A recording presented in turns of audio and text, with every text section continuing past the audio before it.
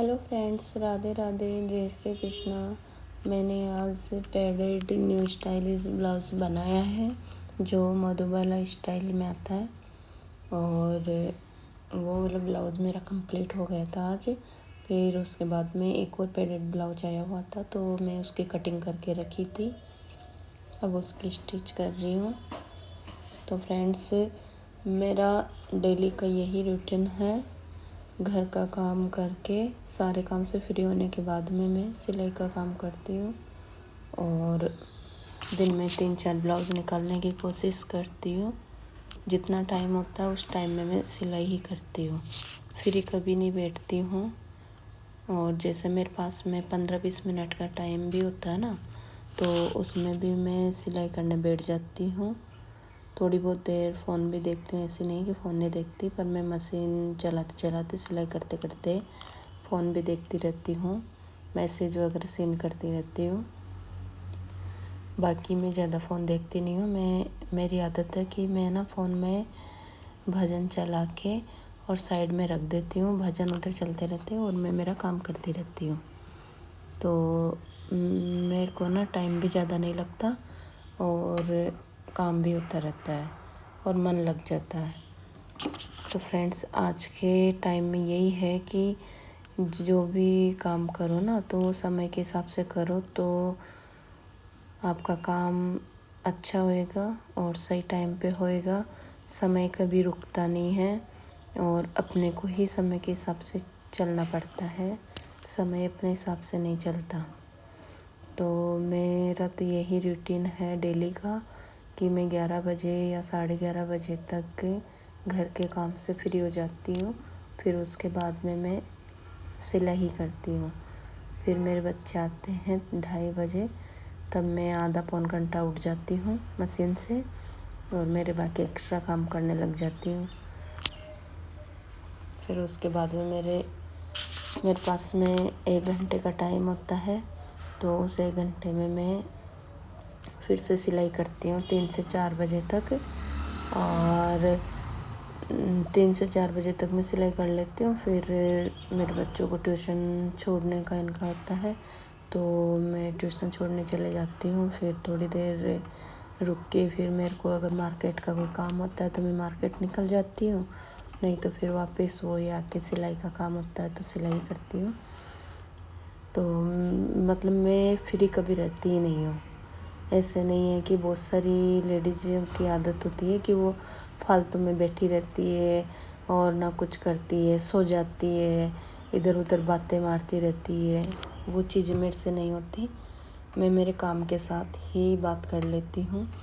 अगर मेरे को किसी से फ़ोन पे बात भी करनी होती है ना, तो मैं सिलाई करते करते ही बात करती हूँ। ऐसे नहीं है कि सिलाई मेरा पहला काम है, मेरा घर का काम करना और फिर सिलाई करना, फिर बाद में किसी से बातचीत करने का हो तो बात करना।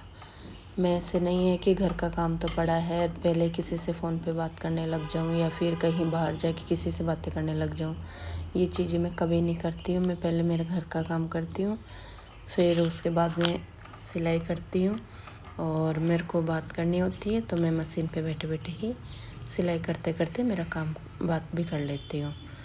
तो फ्रेंड्स, जो भी लेडीज़ें होती है ना कि मतलब एक दूसरे को देख के और जलती रहती है, अपने आप को कोसती रहती है कि वो इतना कर ली, मैं नहीं कर पाई, उसको कैसे रोका जाए। बहुत सारी लेडीज़ों की आदत होती है जो खुद तो कुछ कर नहीं पाती है और दूसरी लेडीज़ अगर कोई करती है ना तो उस पे मतलब बहुत नज़र टिका के से सोचती है कि वो कैसे कर रही है, उसको कैसे रोका जाए, कैसे पीछे किया जाए उसको।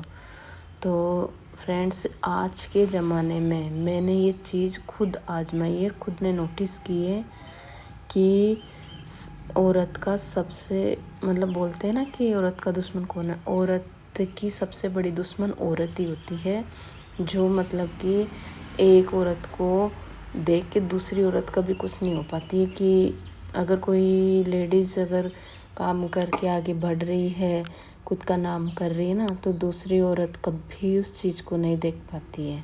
उसको हमेशा ऐसे लगता है कि वो इतना क्यों कर रही है।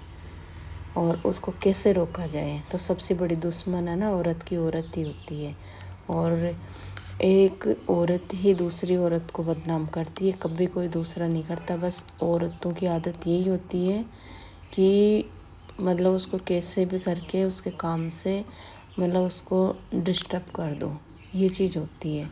और अगर कोई काम करने वाली लेडीज़ है और अगर 2 पैसे की इनकम कर रही है ना, तो दूसरी लेडीज़ों को हमेशा ये लगता है कि वो ऐसे क्यों कर रही है। और ये चीज़ उन लेडीज़ों को लगती है जो घर में बैठी रहती है और एक दूसरे की पंचायतें करती रहती है ना, उन लेडीज़ों को ज़्यादा होता है।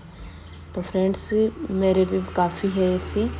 तो अगर किसी भी बहन के अगर ऐसा हो कि वही कोई काम कर रही हो और उसको है ना मतलब कोई लेडीज़ इधर उधर से बातें आती रहती है ना कि वो तेरे लिए से बोली, वो तेरे लिए से बोली, तो उन चीज़ों पे ध्यान मत दो। मैं भी इन चीज़ों पे ध्यान नहीं देती हूँ।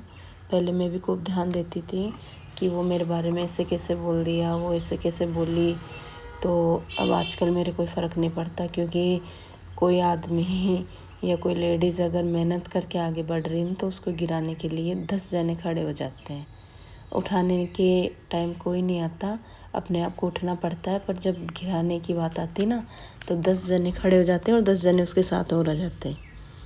तो कभी भी है ना दूसरों की बातों में आके और ख़ुद के बिज़नेस को और ख़ुद के घर के माहौल को ख़राब नहीं करना चाहिए। मेरा तो यही कहना है।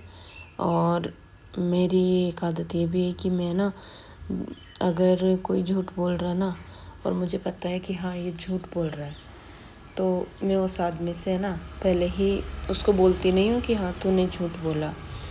उस आदमी को कभी नहीं बोलना कि तूने झूठ बोला, उससे दूर हो जाओ। सबसे अच्छा काम है कि उस लेडीज़ से दूर हो जाओ जो झूठ बोलती है, क्योंकि उससे अपन ना तो जिद सकते ना बहस कर सकते हैं। तो ऐसे इंसान से दूर ही रहो, झूठे आदमियों से। और अधिकतर ना लेडीज़ों की आदत होती है एक दूसरे के बारे में इधर उधर भड़काना करना, और मेरे भी काफ़ी है ऐसे, ऐसी बात नहीं है। तो अगर आपके भी ऐसा कुछ हो कि आप दूसरी लेडीज़ों के बातों से परेशान हो के अपना काम ख़राब कर रहे हो, टाइम ख़राब कर रहे हो, सोच विचार कर रहे हो, तो मत करना, क्योंकि उनसे कुछ नहीं होता है। अपने आप पे कॉन्फिडेंस रखो। गिराने वाले तो ऐसे ही गिराते रहते हैं। अपने को मेहनत करके और आगे बढ़ना है, और अपने मेहनत से ही काम करो और समय के साथ काम करो। दूसरों के